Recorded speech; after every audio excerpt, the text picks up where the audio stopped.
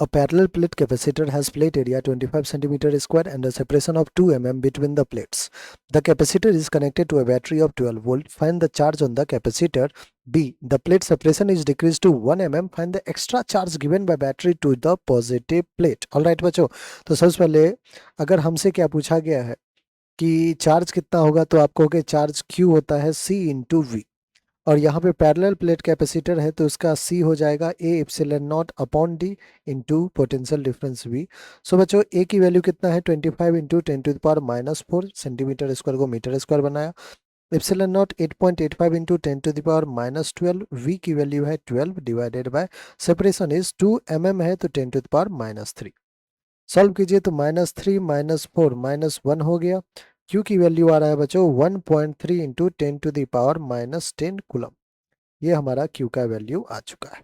ठीक है, अब देखिए अब क्या कह रहा है कि the plate separation is decrease to 1 mm। C क्या होता है बच्चों, आप कहोगे कि सर C होता है A epsilon not upon D। आप ए इप्सिलन नॉट में कोई चेंजेस नहीं है, एरिया चेंज नहीं है, इप्सिलन नॉट में कोई चेंजेस नहीं है, डी में चेंजेस किया गया है। तो अगर डी को आपने घटाया है बच्चों, ध्यान समझिएगा, जी डी को घटा दिया है तो सी क्या होगा, इंक्रीज हो जाएगा।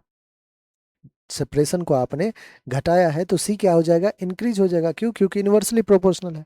अब जब बच्चों सी अगर इंक्रीज हो जाएगा तो क्या क्यू भी इंक्रीज हो जाएगा? बिल्कुल होगा।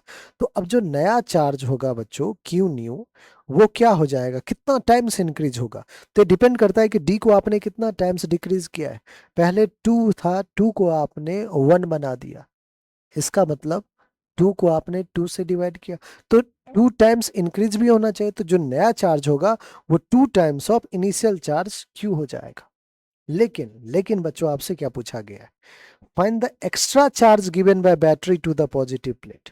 अब Q चार्ज तो उसके पास पहले से था, अब जो फाइनल चार्ज उस पर अब आ रहा है after reducing the separation 2Q आ रहा है।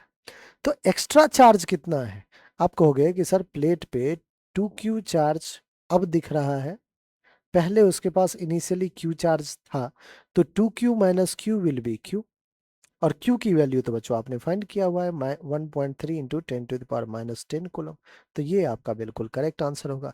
तो पार्ट ए का और पार्ट बी का बच्चों वैल्यू बिल्कुल सेम ही है। ऑलराइट, तो ये हमारा परफेक्ट आंसर है।